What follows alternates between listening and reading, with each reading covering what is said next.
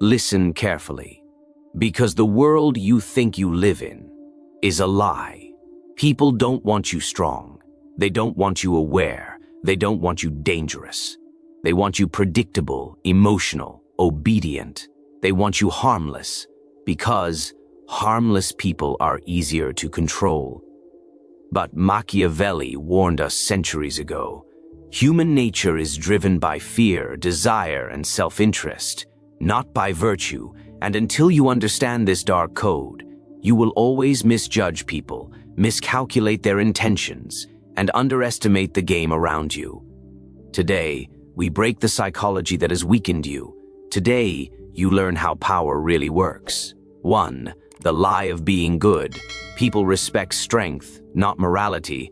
You've been trained since childhood to believe that goodness is the highest virtue, that if you are kind, patient, forgiving, polite, and endlessly accommodating, people will admire you, they will appreciate you, they will reward you. But deep down, you already know this is not how the world works. You've seen it. You've lived it. The kinder you were, the more people took advantage. The more you forgave, the more they repeated the same behavior. The more agreeable you tried to be, the more invisible you became.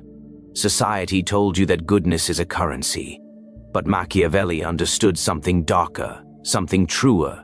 Goodness without boundaries is nothing more than a disguise for fear. People don't respect goodness. They respect strength. They respect authority. They respect someone who knows their value and protects it. The world is not moved by morality. It is moved by consequence. When someone knows that crossing you leads to nothing, they will do it again. When someone knows that you will always be available, always forgiving, always the bigger person, they will quietly classify you as weak. They may smile at you, they may praise you, they may call you nice, but that praise is the funeral of your power. See, there is a psychological truth hidden beneath the surface of human interaction. Predictable goodness becomes predictable opportunity. And predators, manipulators, opportunists, yes, even the people you think are your friends, are always scanning for predictable opportunity. In the modern world, being good is not the problem. The problem is that you've been taught to be good at your own expense. You give second chances to people who don't deserve first chances. You help people who would never help you. You defend people who would abandon you. You invest emotional energy into maintaining an image of goodness because society told you that moral approval equals social survival.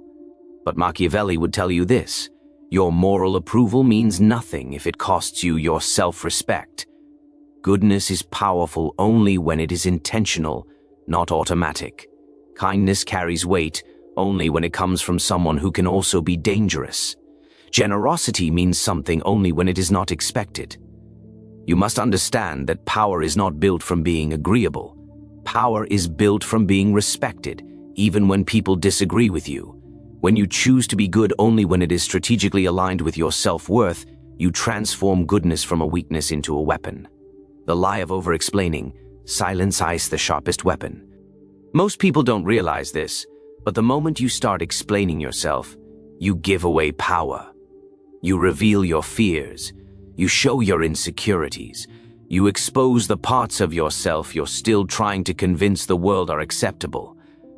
Society conditions you to believe that clarity equals connection, that transparency equals trust, that the more you explain, the more people will understand you. But Machiavelli understood a deeper psychological truth.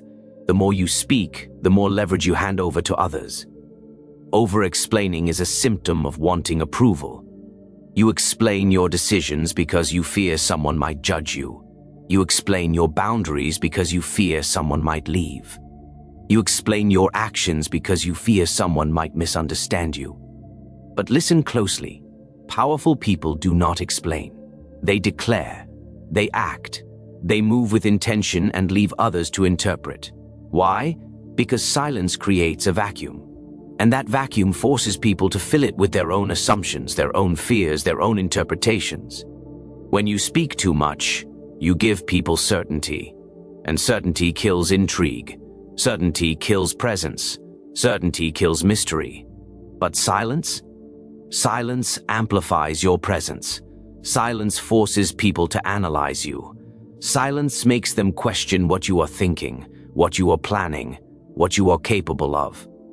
In a world where everyone overshares, the person who says less becomes the person everyone wants to understand. Think about the last time someone gave you a short response, the last time someone didn't react, the last time someone stayed quiet when others wanted noise. You felt tension, you felt uncertainty, you felt a pull to know more. That is psychological power, and that is why silence is feared far more than anger. Anger is predictable, noise is predictable, silence is not. When you stop over-explaining, you teach people a lesson without ever having to say it. You teach them that your decisions come from conviction. You teach them that your boundaries are not up for negotiation. You teach them that access to your inner world must be earned, not assumed. When someone presses you to explain, and you don't, they are forced to evaluate their behavior, not yours. They are forced to confront the discomfort of not knowing. And in that moment, the power shifts. The truth is, over-explaining is a habit that drains your authority. It makes you look uncertain of yourself even when you're right. It turns your confidence into a question mark. But when you speak less, when you choose your words with intention, when your silence becomes your default weapon, people feel your presence even when you say nothing. They study your reactions. They monitor your tone. They walk carefully in your space because they know that unpredictability is dangerous. And that danger makes you someone they cannot easily manipulate. 3. The lie of equal treatment. People only value what feels scarce. One of the greatest illusions you were taught is that treating everyone equally makes you a good person. That giving your time freely, your energy freely, your attention freely, somehow proves your kindness and your character. But here's the Machiavellian truth society refuses to admit. The more available you are, the less valuable you become. Human nature does not glorify abundance. It glorifies scarcity. The mind is wired to chase what feels limited, rare, selective. And when you give yourself without discretion, you erase the very thing that makes you powerful. Think about it. The people you admired most in your life weren't the ones who were always available on demand. They were the ones who were selective, mysterious, busy, focused. You respected them because their time felt valuable. Their attention felt meaningful. Their presence wasn't something you could access whenever you felt bored or lonely. And that scarcity created desire. The same psychology applies to you. If you make yourself constantly accessible, people subconsciously assume your life is empty. If you respond immediately to everything, they assume you have nothing better to do. If you always say yes, they assume your boundaries are negotiable. And once someone decides your time is cheap, your value in their mind plummets. You don't even need to do anything wrong. Your availability alone kills their respect. Society teaches you that withholding attention is rude, unfair, or selfish. But Machiavelli would argue that being selective is a strategic necessity. Not everyone deserves access to you. Not everyone deserves your energy. Not everyone should be able to interrupt your peace. When you treat everyone equally, you're not being kind. You're being careless with your power. Scarcity is what makes kings, leaders, and powerful individuals so magnetic. Their world is not open to everyone. Their circle is not accessible to everyone.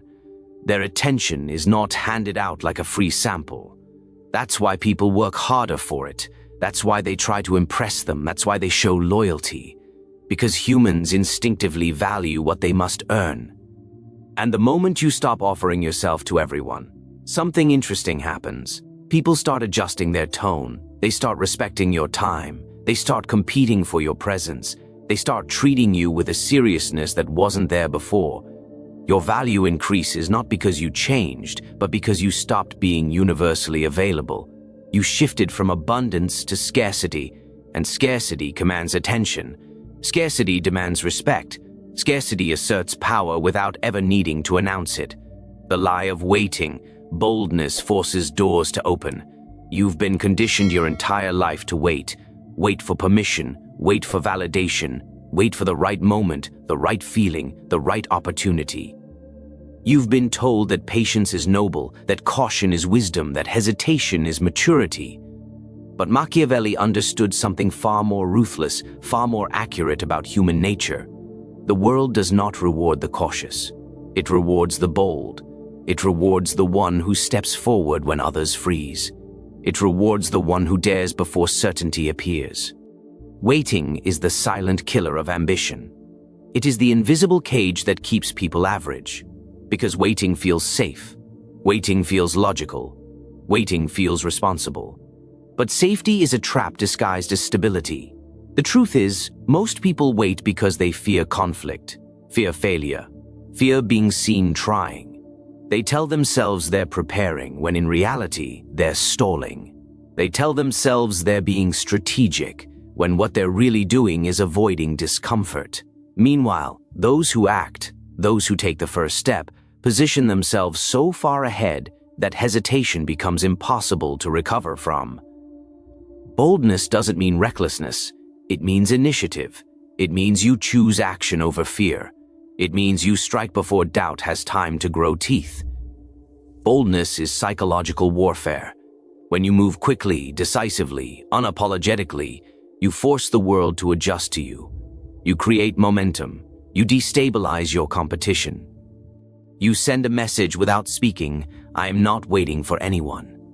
People admire boldness because it makes them feel weak by comparison. It shatters their excuses.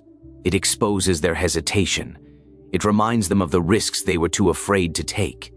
And deep inside, whether they admit it or not, they respect the person who did what they couldn't. That respect turns into attention. That attention turns into influence. That influence turns into power. You need to understand something critical. Opportunities rarely present themselves neatly packaged. Almost always, the door is barely cracked open.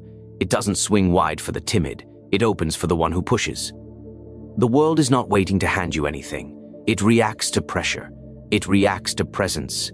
It reacts to someone who moves with conviction even when the path is not fully visible. Every bold decision you make sends shockwaves through your environment. People recalibrate how they treat you. They take your presence seriously. They recognize your ambition without you needing to announce it. Boldness is a declaration of self-worth, whether you say a word or not. You stop being someone who asks for permission and become someone who takes responsibility for their destiny. The moment you choose movement over hesitation, you become impossible to ignore. The lie of trusting words. Always study intent, not promises. From the moment you were old enough to listen, you were taught to believe what people say. You were conditioned to take promises at face value, to trust declarations of loyalty, to assume that words reflect truth. But Machiavelli understood something most people never learn until it's too late. Words are the cheapest currency in human interaction. They cost nothing to produce, nothing to deliver, nothing to abandon. People use them for comfort, for manipulation, for influence, for appearance. And because you were taught to trust them, you became vulnerable to anyone who knew how to speak with confidence. People lie, not because they are evil, but because it's easier. People promise, not because they intend to deliver, but because it buys them time. People reassure you, not because they care, but because it keeps you calm while they pursue their own interests. Machiavelli wrote that men are ungrateful, fickle, deceptive, and driven by self-interest. This wasn't a pessimistic view. It was an observation of patterns repeated through history. Human nature hasn't changed. The strategies have simply become more polite. The dangerous mistake most people make is trusting words over behavior. Someone apologizes, and you believe they've changed. Someone says they care, and you believe their loyalty is real. Someone makes a promise, and you build expectations around it. But intentions are revealed in patterns, not statements. A person who says, "I'll do better," but repeats the same behavior is not confused, they're comfortable. A person who says, "You can trust me," but shows inconsistency is not loyal, they're opportunistic. A person who tells you what you want to hear is not being honest, they're managing your perception. When you study behavior instead of promises, you stop being deceived, you start seeing the truth behind the mask. You begin to recognize the difference between sincerity and strategy. People reveal themselves not in what they say, but in how they prioritize you, how they treat you when no one is watching, how they act when there is nothing to gain and everything to lose. That's why powerful individuals remain observant. They listen, but they verify. They engage, but they evaluate. They understand that trust is not something you give quickly. It's something you allow to build slowly through consistent action. Words can be a performance. Behavior is a confession. When you stop trusting the performance, you stop being misled. You stop letting people walk back into your life with the same excuses. You stop falling for promises that were never meant to be kept. And something remarkable happens. People begin to realize they cannot manipulate you with charming sentences or emotional theatrics anymore. They recognize that your trust must be earned through action, not emotion. They start treating you differently because they know you're no longer influenced by sweet words. You're influenced only by truth. The lie of showing emotion. Control lies more powerful than honesty. You've been told your whole life that expressing everything you feel is healthy, honest, noble. That vulnerability is strength. That openness creates connection. And yes, there is truth in that, but only in safe spaces, with trustworthy people and at the right time. The problem is, society teaches you to express emotion universally, as if the world is filled with people who will honor your openness. Machiavelli understood something far more accurate. The moment people know what moves you, they know how to move you. Emotion is not just expression, it is information. And information in the wrong hands becomes a weapon. When you reveal your frustrations too openly, you show where your boundaries can be pushed.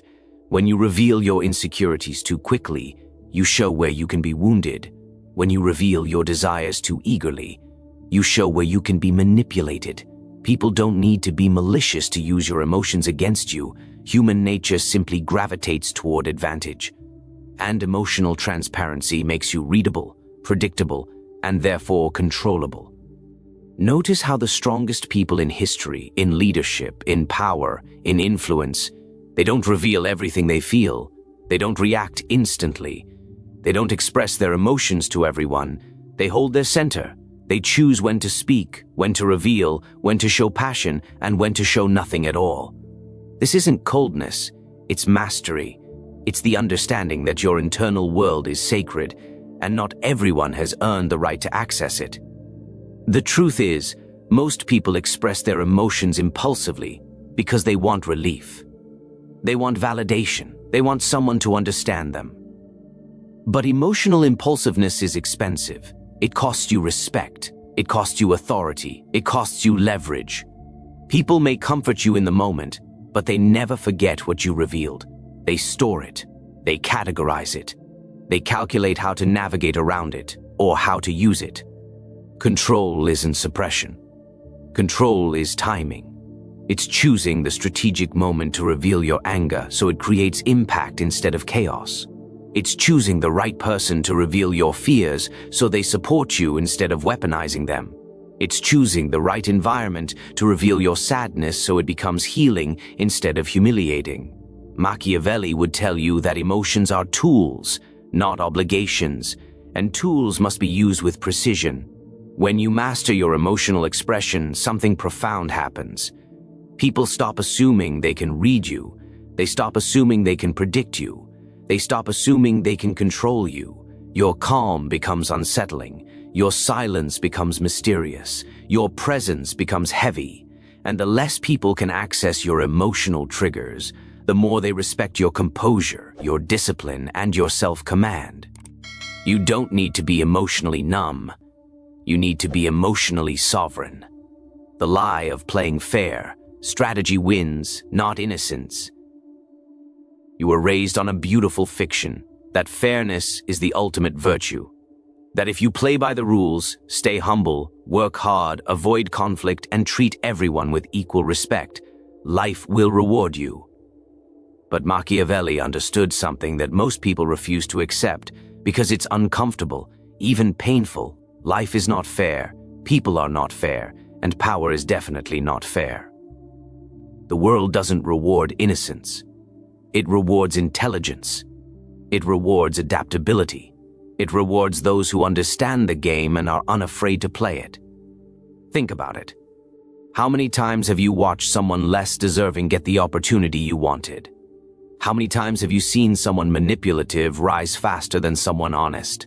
How many times have you seen people with less talent climb higher simply because they understood timing, psychology, and social dynamics better than the person who relied on fairness? You know this. You've experienced it. And yet, part of you still clings to the belief that being fair will magically balance the scales. It never will. Playing fair is admirable only when everyone else is playing fair. But most people aren't. They're competing silently. They're strategizing quietly. They're positioning themselves while pretending not to. People will smile at you while securing their own advantage. They will compliment you while calculating their next move. They will tell you the game is about kindness while they're privately networking, negotiating, and navigating the social hierarchy in ways you never see. And if you're not doing the same, you will lose to people who are operating with more precision than honesty. Machiavelli never said you must be cruel. He said you must be strategic. He said you must understand the human mind, anticipate behavior, and make decisions based on reality, not idealism. Power isn't gained by waiting your turn. Power is gained by creating your turn. It comes from reading the room, understanding motive, spotting alliances, identifying threats, and acting with purpose. The person who wins isn't the one who is nicest. It's the one who understands the battlefield. And yes, life is a battlefield. Socially, professionally, emotionally.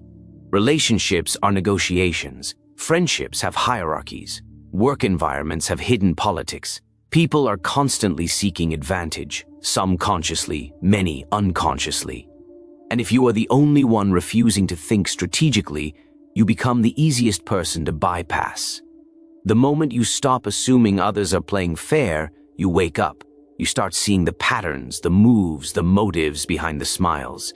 You start making choices that protect your position instead of weakening it. You stop handing out loyalty like candy and start placing it where it's earned. You stop revealing your plans and start refining them privately. You stop moving predictably and start moving intelligently. And when you operate with strategy instead of innocence, you transform. People start taking you seriously. They respect your decisions. They recognize your boundaries. They understand you are someone who cannot be pushed, manipulated, or underestimated. You become someone who doesn't just survive the game, you shape it.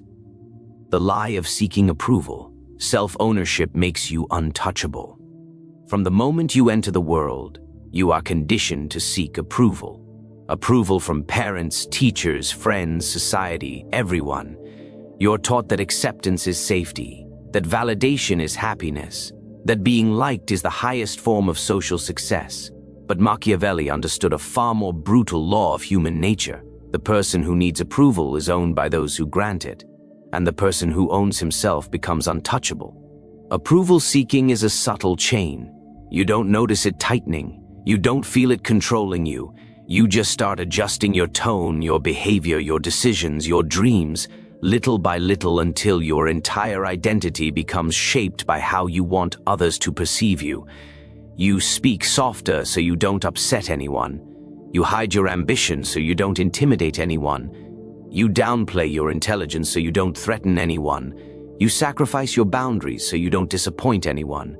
And eventually, you wake up one day realizing you've been living for applause instead of purpose. Human nature works in a way that society would never admit. The more you seek approval, the more people disrespect you. The more they sense your need, the more they control you. They may not even be doing it consciously, but they feel it. When someone senses you're seeking validation, they instinctively see you as lower value. They sense that your self-esteem is negotiable. And once your worth becomes negotiable, your power evaporates. Approval seeking is the biggest leak in your psychological armor. It makes you predictable. It makes you easy to manipulate. It makes you someone who can be influenced with a simple compliment or a simple insult. But the moment you stop needing approval, everything shifts. You become ungovernable. People no longer know how to handle you. They don't know what motivates you, what influences you, what pressures you. When you don't need applause, you become the rare person who acts from conviction, not conformity. Self-ownership means you choose your standards, you choose your direction, you choose your identity, and you stop begging the world to authenticate what already belongs to you. When you walk into a room no longer shaped by the desire to be liked, people notice. Your energy changes, your posture changes, your decisions sharpen, your presence becomes heavier, more grounded, more commanding.